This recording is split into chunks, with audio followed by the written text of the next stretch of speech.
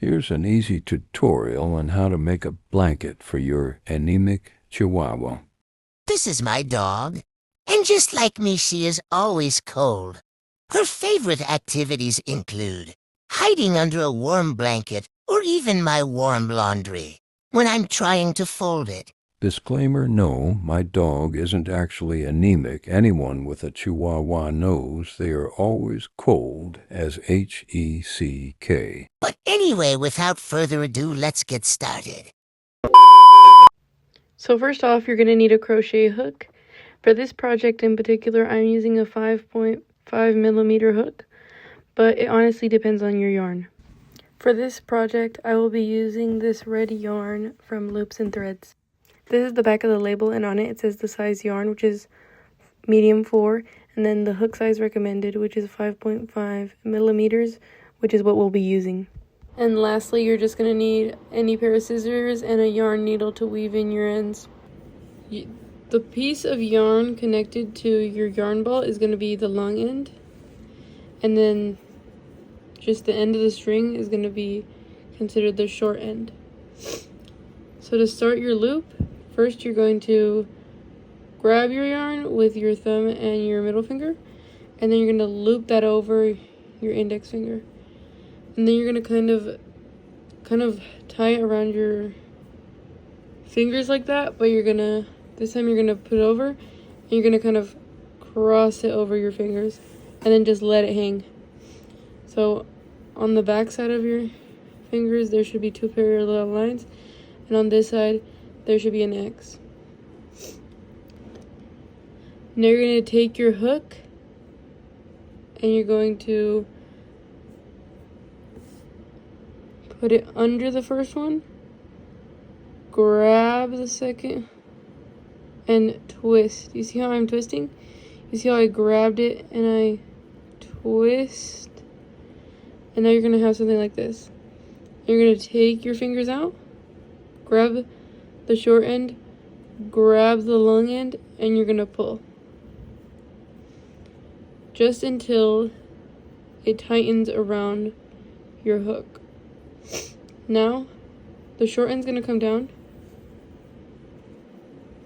And to hold your work with your 3 fingers, you're going to kind of grab onto this. And this is going to leave you kind of with like a Nike check mark kind of. You're going to twist that onto your finger like we did last time. And with these 2 fingers left, you're going to grab onto the end of your work. Now, to start chaining, we're going to kind of do the same motion as before.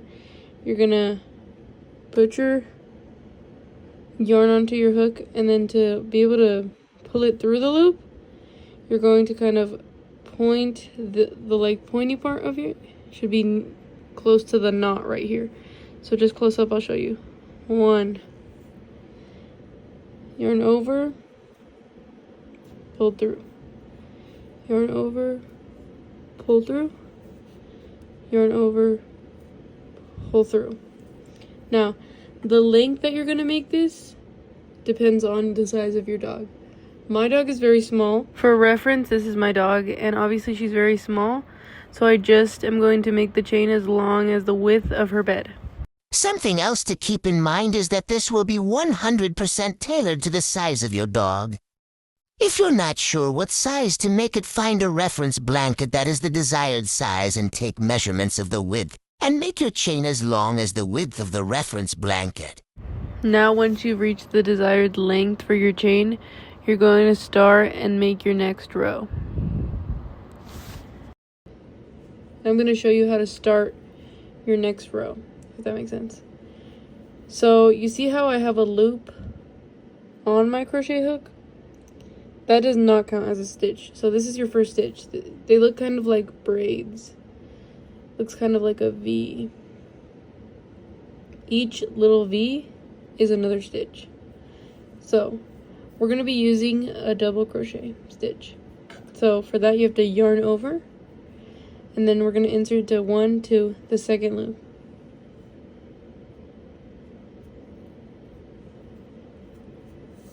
Insert your hook, yarn over, pull through, And see how you have 3 loops on your hook? You're going to, again, yarn over, just like when you were chaining, and pull through only 2 loops. And now you have 2 loops still on your hook. And you're going to yarn over, pull through. And then that's going to be your first double crochet. Yarn over, insert, yarn over, pull through, yarn over, pull through 2, yarn over, pull through last 2. One more time. Yarn over, insert your hook, yarn over, pull through, yarn over, pull through 2, yarn over, pull through the last 2.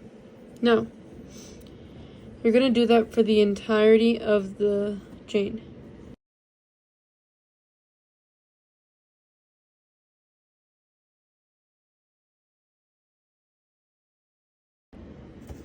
And once you're on your last stitch, you're gonna, same thing.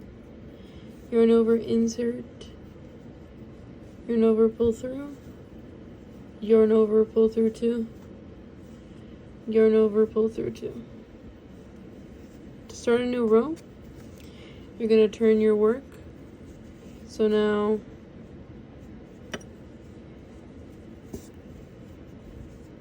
you're gonna chain 1, 2, and again, this loop does not count as a stitch, so you're gonna yarn over, and it's technically gonna be the 3rd stitch because the 2 that we chained do not count as a stitch.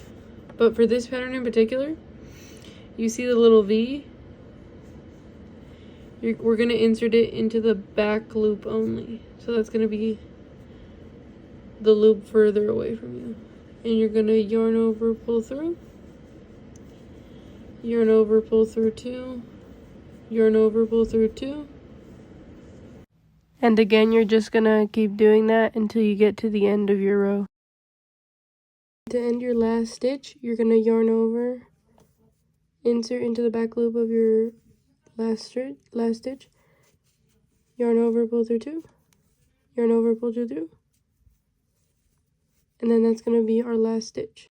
You're just going to be repeating those steps of ending a row, starting a row, ending a row, and starting a row until you've reached the desired length. To end your project, you're just going to cut your tail to a reasonable length.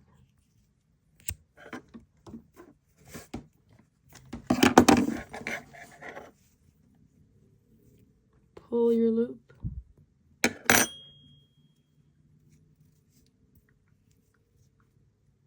Pull the string through. And then notice how it kind of makes like a loop here. You're going to pull the tail into there. And then pull. And you're done. JK, you still have to weave in the ends. Now the last step is to weave our ends. So I'm going to be using my yarn needle. I'm going to thread my yarn through it. Because it's big enough, I just push the yarn in with my nail. And then unlike with thread, you're not going to tie a knot to the end. I really don't have a technique for this part. I kind of just weave it in. And it's important not to skip any stitches, but just kind of loop it into your work.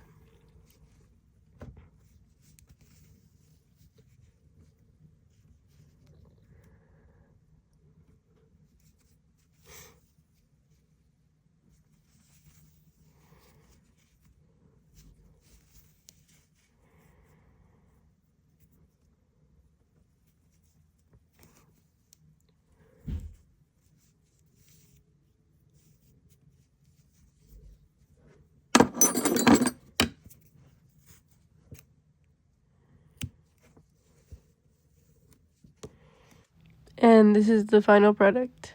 Thanks for watching.